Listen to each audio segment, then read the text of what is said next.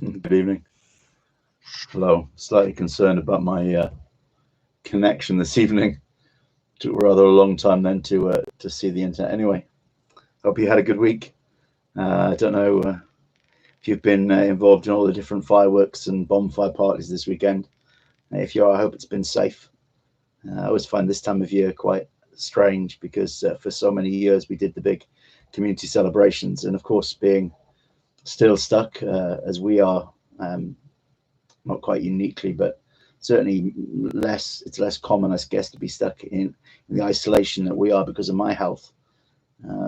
It's been a long time since we've been in a big crowd of people, and so remembering and looking back at all the photographs and all the different things that we've done over the years for November the 5th and this weekend, it's been a kind of bittersweet. That sort of lots of lovely memories, but also that strange sense of being constrained a little bit.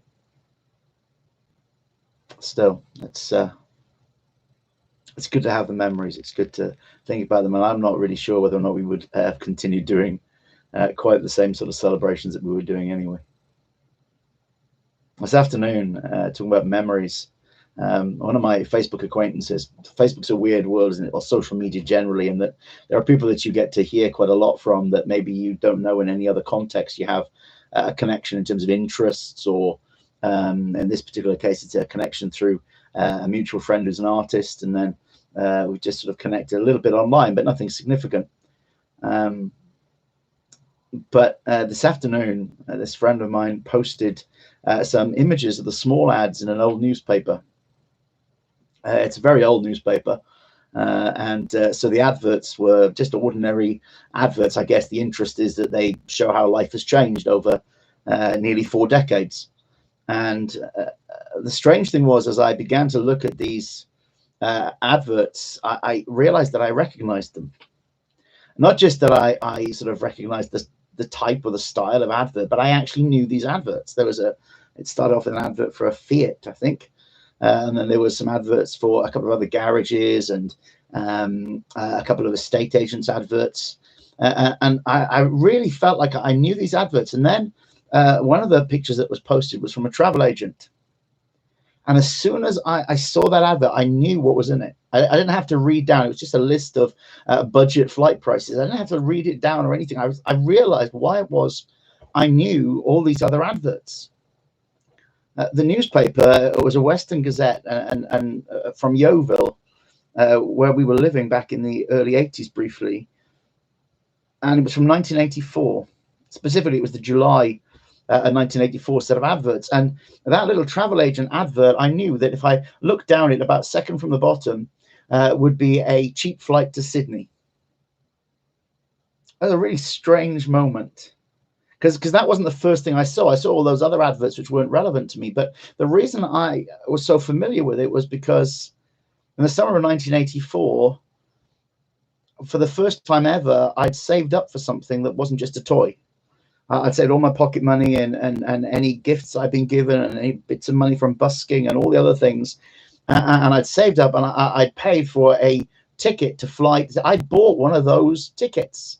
And while I was saving up, every time the paper would come through the door, it used to come through the door at the schoolhouse in Yeovil, I would rifle through the small ads to try and find out how much of the tickets now is the price the same, and to figure out how much longer am I going to be saving, and am I going to have enough, and will I get there in time? Because oddly enough, you don't send a small child to Sydney on their own. And that summer, I had one of those flights, and my family, my parents and my great aunt went out to Sydney to see my grandparents.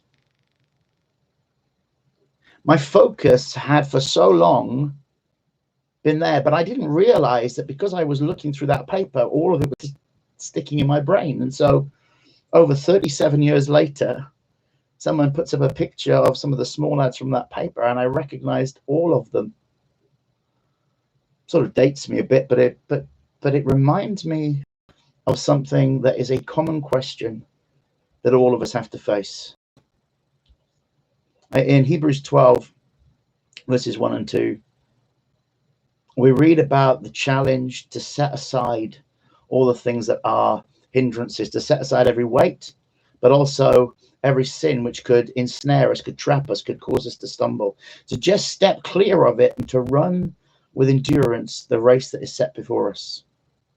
I don't know how many times I've read those verses and the thoughts come to me, but how? Well, how do we do it? You know, we live at a time when there are lots of folk who acknowledge the good things that we should be doing, whether as individuals or as a society. Lots of the things that the big protest this weekend around the COP26 summit, lots of people saying we need to fix this, we need to take action, we need to resolve the circumstances we find ourselves in. But the big question is how do we do that? And it's no smaller or less complicated a question when we ask it about our own lives. How do we step clear of the things that have been holding us back? How do we get out of the things that repeatedly trap us and catch us and trip us up?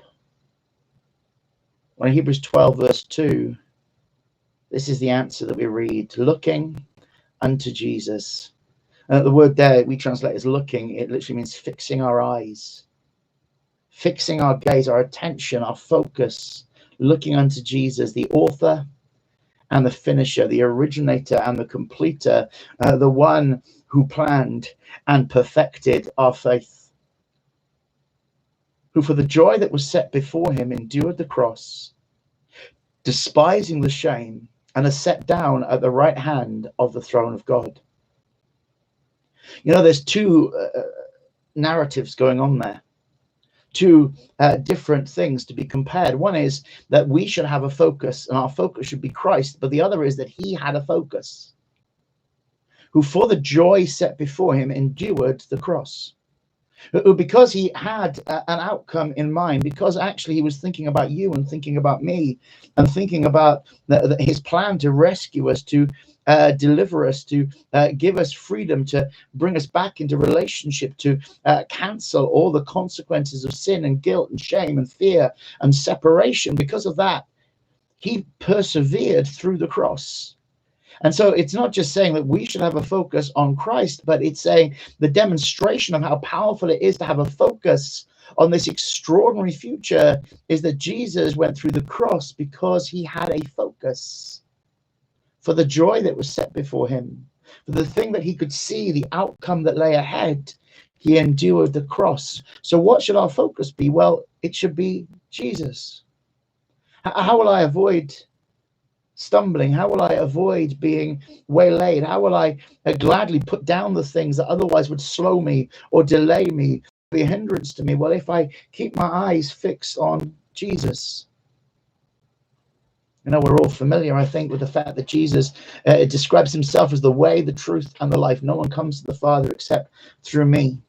He doesn't way for your theological approach. He doesn't mean the way that you can come up with a system of belief. He doesn't mean the way just spiritually. All of that is true, but he means the way through life, the way through our circumstances, the way through our decisions, the way through our relationships, the way through the daily things that we have to face and deal with and address, the way through our responsibilities, the way through all of our decisions and choices and hopes and fears. He says, when he says, I'm the way to get you home to the Father, he means it.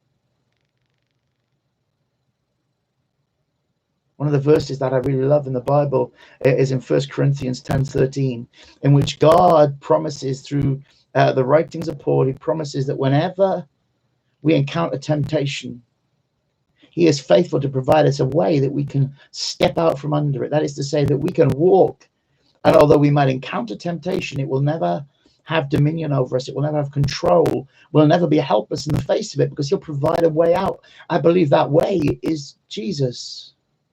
So how will I know that I'm going to see the way? Well, if I recognize the way, because it has been my focus.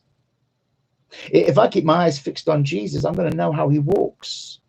I'm going to know how he lives. I'm going to see what he does. I'm going to recognize his hand. I'm going to hear his voice and be familiar with it if I am fixed on Jesus. And so I'll see the way out of temptation. I'll see the way into God's purposes. You know, it's one thing to read in the Bible about the principles of what God does in someone's life. But I don't believe that we are made to simply mimic other Christians or to simply repeat what others have done, but rather that God has something specific for you. He has good works planned and prepared, ready for you if you're willing to just walk in them, things of joy and of power and of life. How will you find your way into that purpose? Well, not by trying to figure out the purpose and then trying to see how you can bring it about. No, just fix your eyes on Jesus. Focus on him. Learn about him. Make him your focus, and because he's your way, as he moves, you'll move. And as he opens up opportunities, you'll see them, because you'll be fixed on the one who is providing you access into the purposes of God. You know, there are often times when as human beings, we can't imagine how to make it through the next 24 hours even, to make it through the next challenge, to make it beyond the struggles of today. We run out of wisdom. And then after we've run out of wisdom, we realize we also run out of information.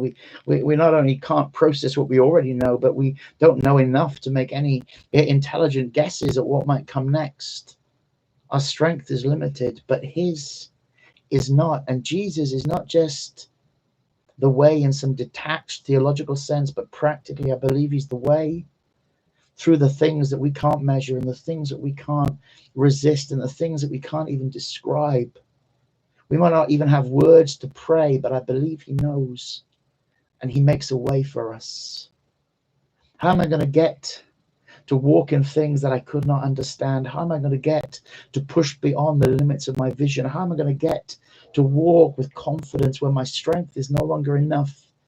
It's because Jesus is my way. And if I've been living focused on the way, then I'll recognize it when I see it.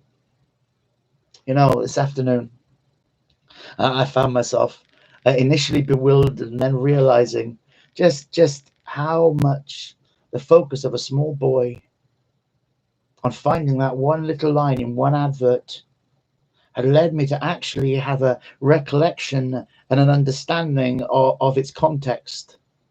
That was what was so weird for me. If I'd just seen a little advert for the travel agent, well, I would have recognized that straight away, because I know the name of the travel agent, and I would have seen it, and it would have been obvious. But the fact that I recognized the things around it.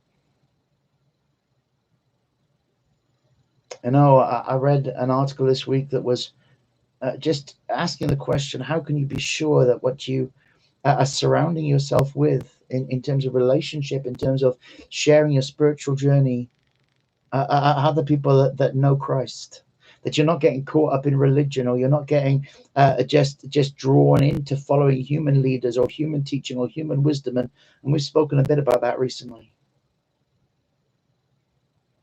Simply this, I understood this afternoon that I knew the context, I knew the environment, I knew the setting of that one little advert, because for months that had been my focus. I believe the same is true, in fact, even more powerfully, when we fix our eyes on Jesus. We won't just understand who he is, but we'll understand who his people are. When we come to know how he operates, when we get to see his hand at work, when we're familiar with his voice, then we'll begin to know what it is to live in his environment. That's what it is to receive the kingdom. It starts with the king. And so tonight we live in a world where there are so many questions, so many reasons that we can see that human systems are breaking down. All the things that cause people distress or fear or confusion. How can we walk in them? Not separate ourselves off so that we don't concern ourselves with other people, but how can we be compassionate and truthful and powerful and effective? Tonight, if I could encourage you to do anything else, just one thing of all the things in your life that you could prioritize, it would be this: fix your eyes on Jesus. Not on preachers, not on religious leaders, not on theologians, not on activities, not on noble causes. God will get you to the purpose that he has for you. When you receive the King, you receive the whole of the kingdom, but fix your eyes on Jesus. That's the power of a pure focus. Because when your focus is fixed purely on him, you're going to be able to run with determination, run with endurance, run with joy, and run with victory, the extraordinary path of life that is laid out before you in Christ. God bless you. Have a great week. God willing, we'll see you next week. And don't forget, you can connect with us. Just check the details below this. They'll appear in the next couple of minutes. And we just pray this has been a blessing. See you next Sunday, God willing.